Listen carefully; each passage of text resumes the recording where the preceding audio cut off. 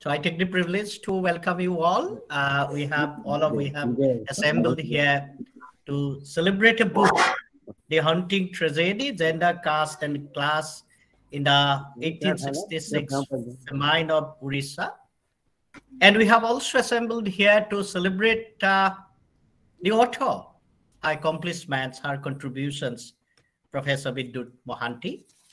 And this event has been organized by India International Center in collaboration with Social Science Research Community India, of which I happen to be the president. And we have 4 knowledge partners: Institute of Social Sciences, where Professor Bidyut Mohanty works; Development Research Institute, Bhubaneswar; Bandung Network India, represented here by Ritu Chatiwari; and Manohar Publishers, the publisher that has brought Professor Mohanty's book, or presented Professor Mohanty's book before us.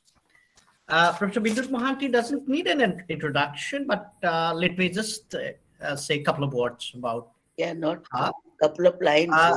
She is an action researcher. She calls herself as an action researcher, in the sense that she is not quote unquote academic researcher. She has been researching, working on, campaigning, advocating for social transformations.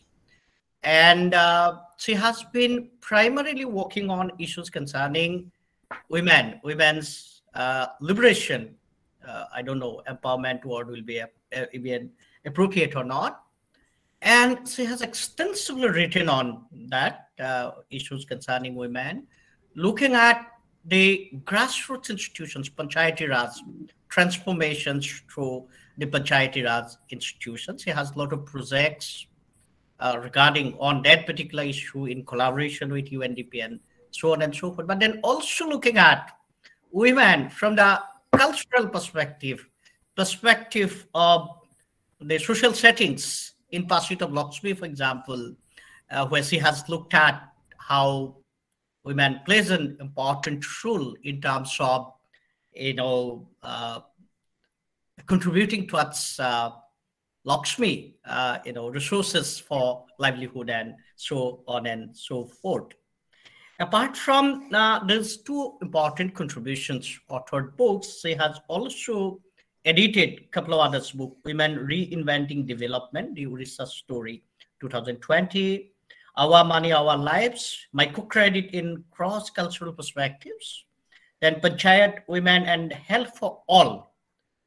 And also an important contribution that was done long back, 1993, Urbanization in Developing Countries, Access to Basic Services and Community Participation. Eminent scholar, academic, social activist, and an amazing human being. And whoever have come into contact with her, everybody will be doing it. So I take the privilege to welcome you all to this event. And now I request, and I have a great pleasure in requesting Professor Ashwini Deshpande from Ashoka University to chair this session. Over to you, ma'am. Thank you very much. And welcome everyone to this book release, book discussion. A star-studded book discussion, if I may say so, starting with the author. It's an enormous privilege for me to be asked to chair this session. Professor Manoranjan Mohanty and Bidyut Mohanty were close friends of my parents. And, I've seen them ever since I was a small child, and I look up to them as inspiration. So for me to be sitting today in the capacity of a chair is, extremely humbling and unbelievable, actually. And it's my great pleasure and honor to be performing this role. So the book, which is, I don't know if you can see, I have this blurring setting. Anyway, the book, which is called A Haunting Tragedy, Gender, Caste and Class in the 1866 Famine of Orissa, is a fascinating book. And congratulations, Bidyut ma'am, for this really outstanding piece of scholarship. And I think Akhil Ranjan Datta talked about Professor Mohanty's wide-ranging interests, and as she calls herself a scholar activist or an activist scholar, and that concern for looking at various dimensions of a particular phenomenon, whether it's the gender impact or the caste angle, the class differentiation, overlap of these categories.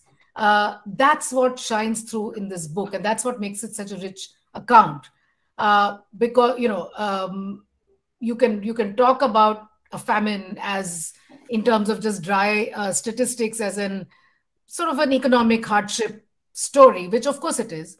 But what makes the book especially interesting and enriching is the lens that she has adopted of these various categories, and looking at both the impact of the famine, but not just the famine, but also in terms of just relief work. So, for example, there's the chapter on caste, which I found personally the most interesting chapter in this book. Of course, the impact on the sex ratio, the gender dimension, the class differentiation, those are the more better known, the more well-known aspects of famine-related hardship. But for example, she describes in the chapter on caste, the emergence actually of a new caste called Kshatriyas. I don't know if I'm pronouncing it correctly, Kshatriyas.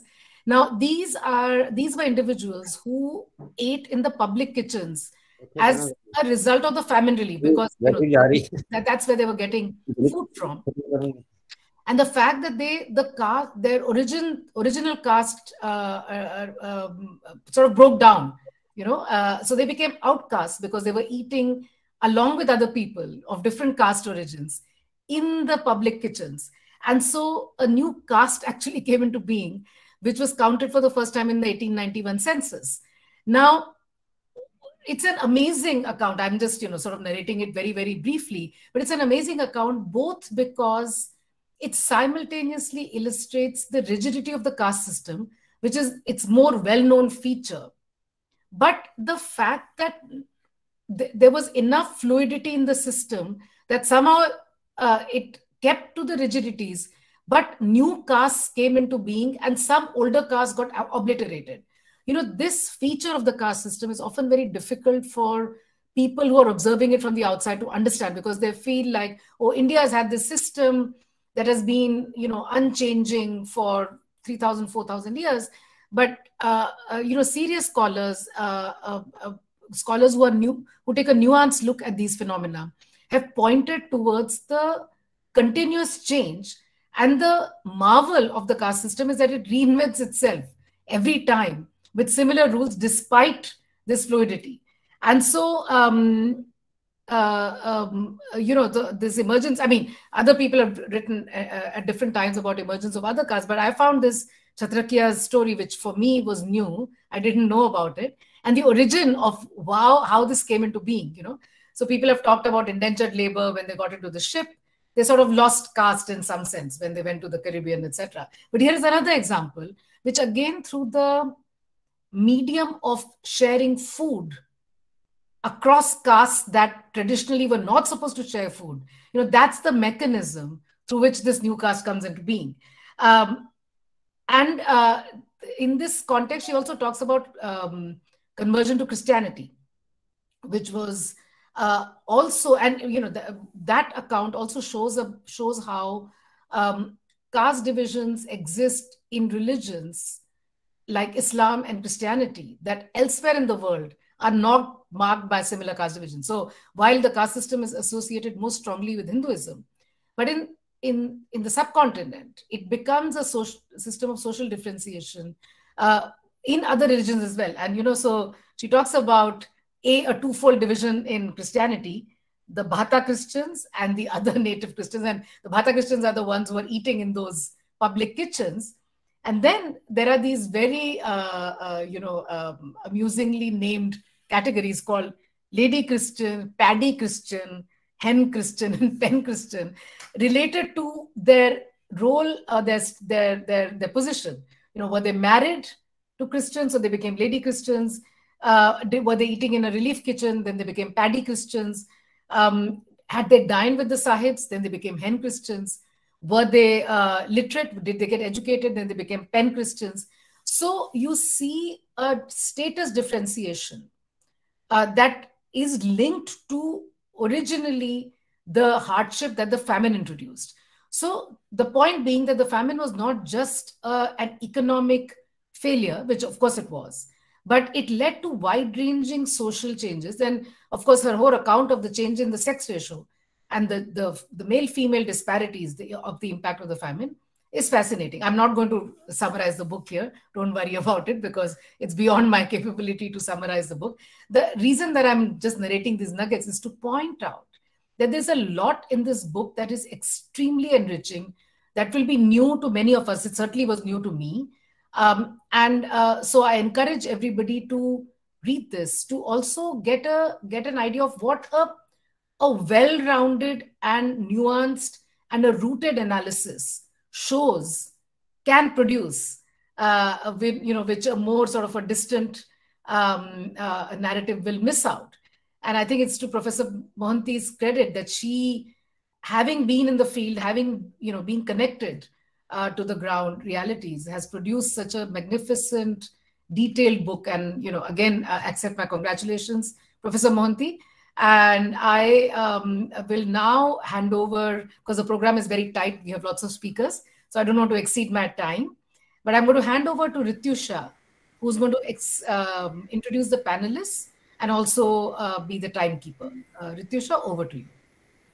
I'll just take a minute. Dr. Matthew has joined. George Matthew has joined. Rityusha can invite Dr. Matthew to speak a few words. Okay, I take great privilege in inviting Dr. Matthew to the program, and I request you to give your remarks, sir. Dr. Matthew, please. Can you hear me? Yes. Okay, we can hear you, sir. Yes. Oh, but we cannot see you. Your video is off.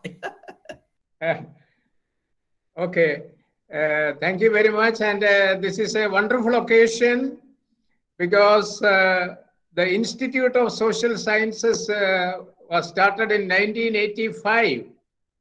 And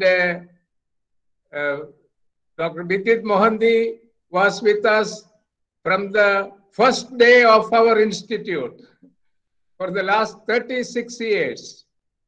And the kind of issues she has raised and pioneered.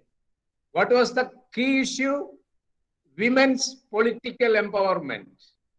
Not just empowerment, but women's political empowerment. And the kind of meetings, organizing national and international programs, bringing together elected panchayat members was extraordinary. And I am very happy that Bidyut has now followed the footsteps of Amartya Sen. I am so happy because Amartya Sen has written about Great Bengal farm, Ethiopian farm, Sahel Africa, Bangladesh, but Amartya Sen had not written about this particular issue which Bidyut has taken up, and it is a very, very important study.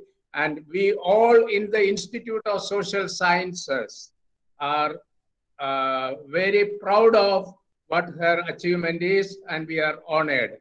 So I hand over this program to all of you and the chairperson. Thank you. Thank you, Dr. Matthew. May I now request Professor Bidyut Mohanty to introduce her book, its theme and arguments. Ma'am, you have 5 minutes. I know it's a difficult task, but yes. Professor Mohanty, please. Ashwini made my task very easy. So I'll just read out a couple of sentences, pages. I thank you all for joining this event. I'm looking forward to listening to the experts like Professor Dyson and all those people. I will briefly introduce the book on the 1866 Orissa famine, which had decimated at least 1/3 of the population of the Odisha division. The experience had created strong shock waves, initiating many interventions and socio-political changes, including the germination of Odia nationalism. Yet, it had escaped very serious attention of most demographers and economic historians.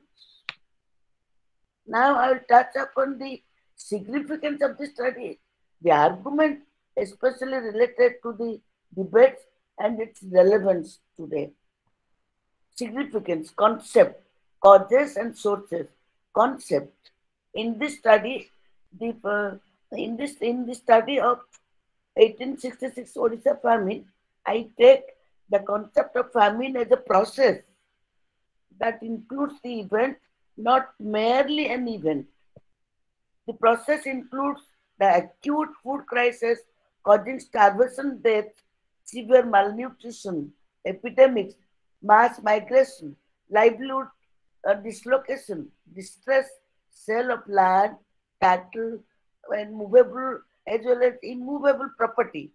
In each of these respects, I have seen their impact at the micro level on women, lower caste, laboring classes, particularly agricultural labor and tenant farmers, religious groups, and taking age classification in many cases, causes, structural and immediate.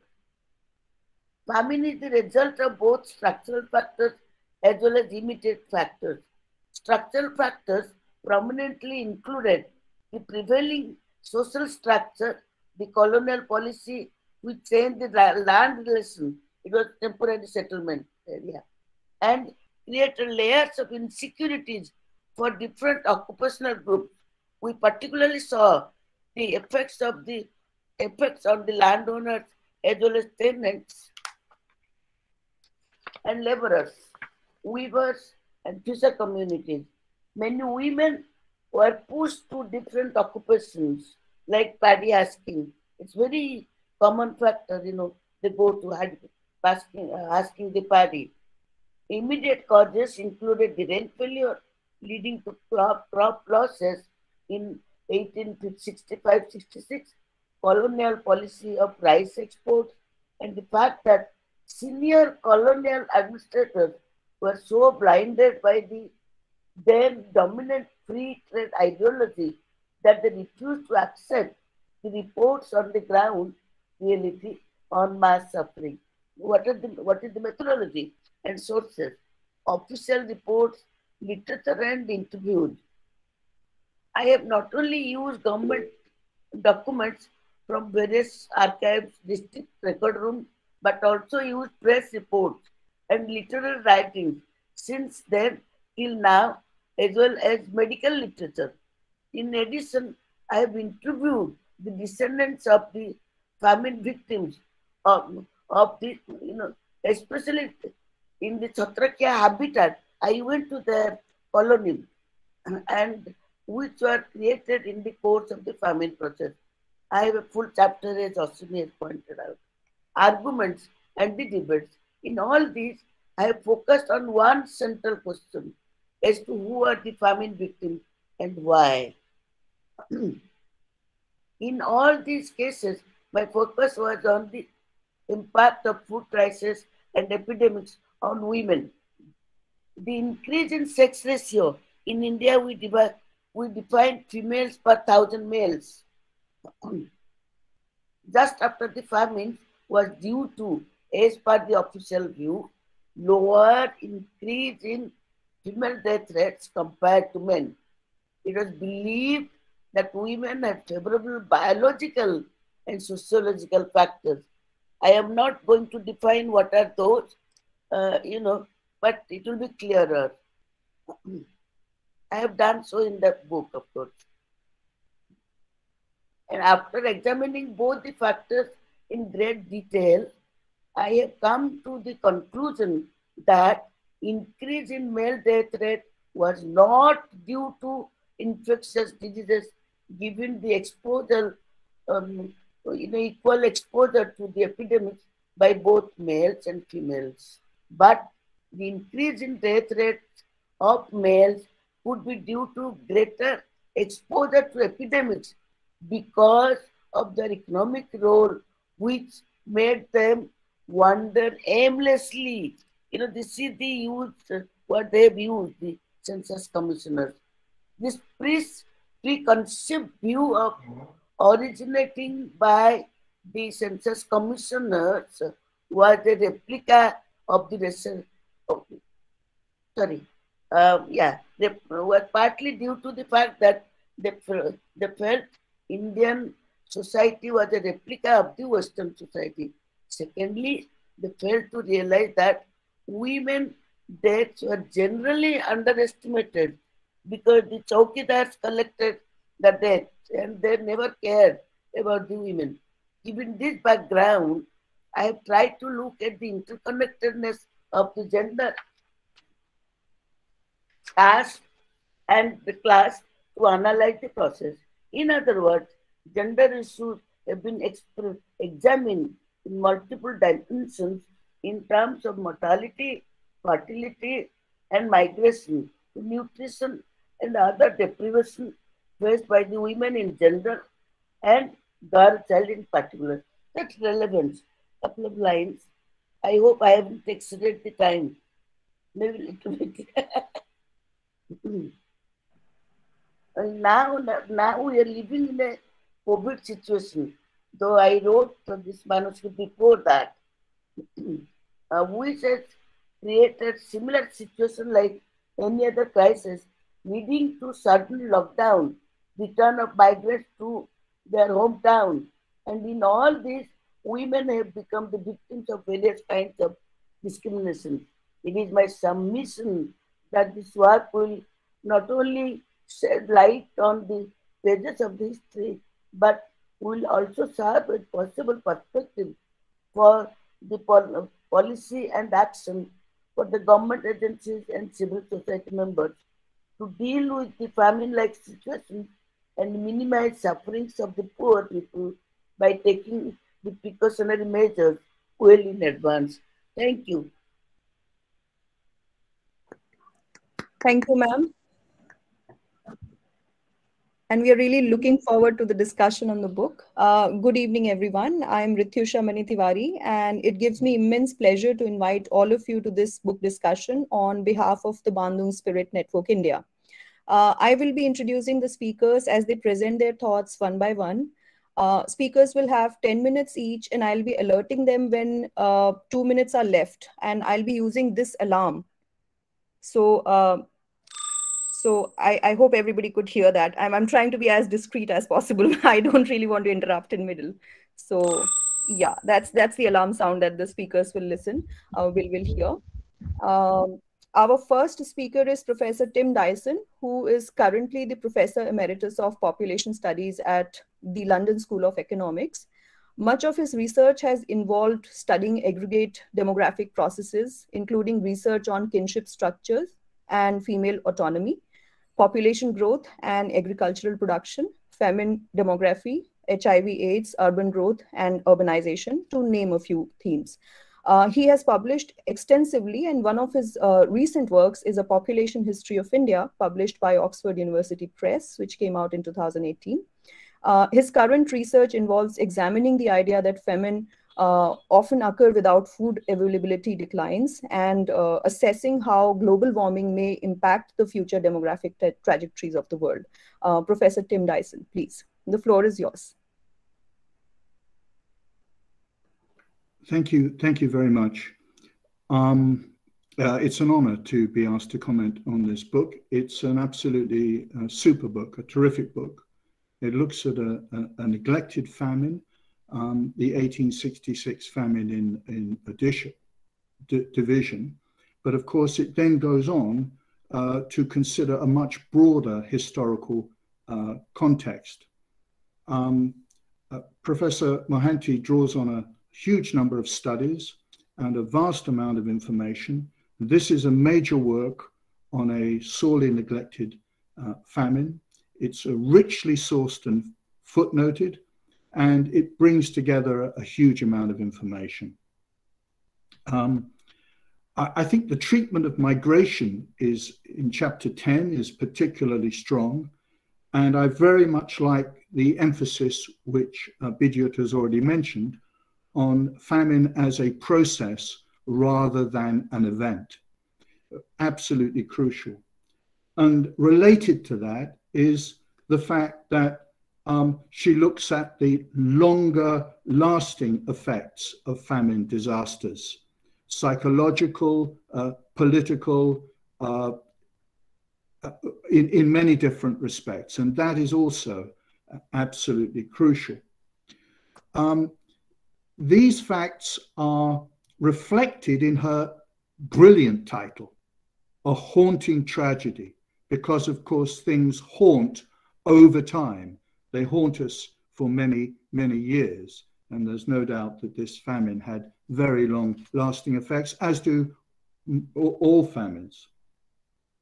Now, I want to stress that Professor Mohanty is extremely careful in her use of data and her interpretation of data. And so what I'm saying, some of the 2 points I'm going to make, she has, in a sense, already dealt with in the details of her text.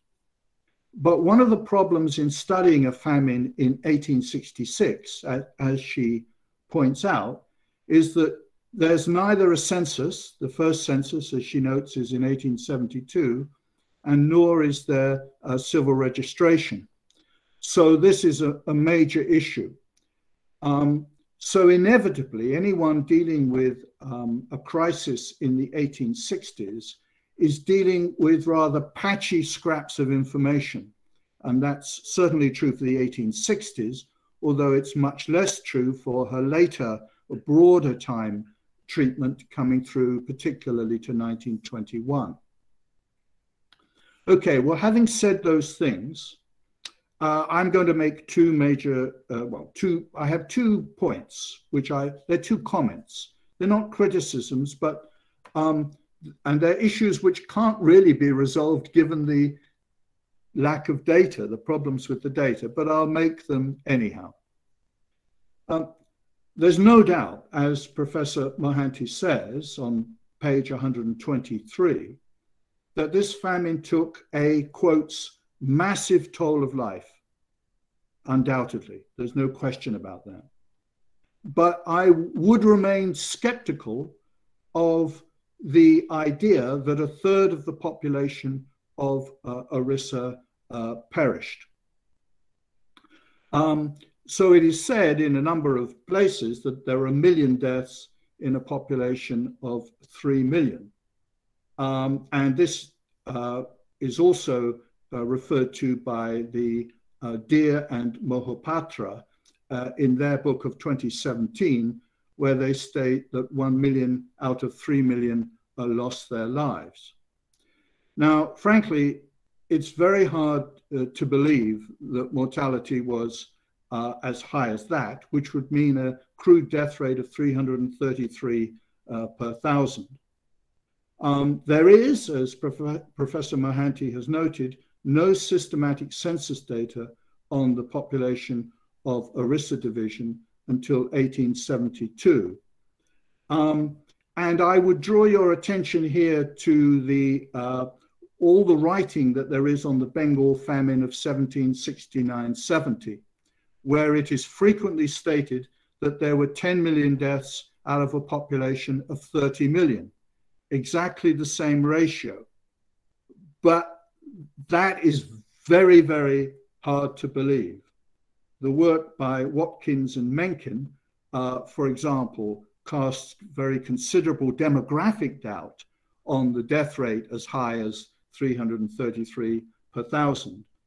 And the work of the historian Rajat Datta, who I believe is still at JNU, specifically looking at the records on this famine, concluded that 10 million deaths is a largely inflated figure. So I don't think that we can accept the mortality as being as high as 1/3 of the population. I won't go into the details of this. I could elaborate it more, but in the book, table 3.5 deals with mortality in Puri district. Now, there are a series of points one could make about these data, but the most important one is that it's very hard to handle outmigration. That's the problem. One cannot attribute all of the differences to mortality. Some of them will have been people who outmigrated. Now, I could say much more about that, but I'm going to move on because Ritusha is watching me, I know, at the time. My second reservation refers to the discussion of the sex ratio of famine mortality. Now, here I do differ from Professor Mohanty. She states on page 234 that a general theory regarding the sex-selective aspect of famine mortality cannot be constructed. Well, it depends what you mean by a general theory.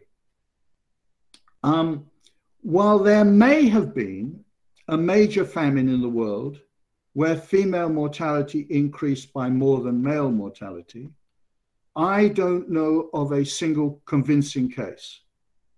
Now, I'm not suggesting that there haven't been, and it's possible that in Orissa in 1866, female mortality was greater than male mortality. But when one looks at famines worldwide, and there have been a number of studies on this, for India by Murray Butt, for the world as a whole by Kate McIntyre, almost always one does find higher male mortality, slightly higher male mortality than female mortality.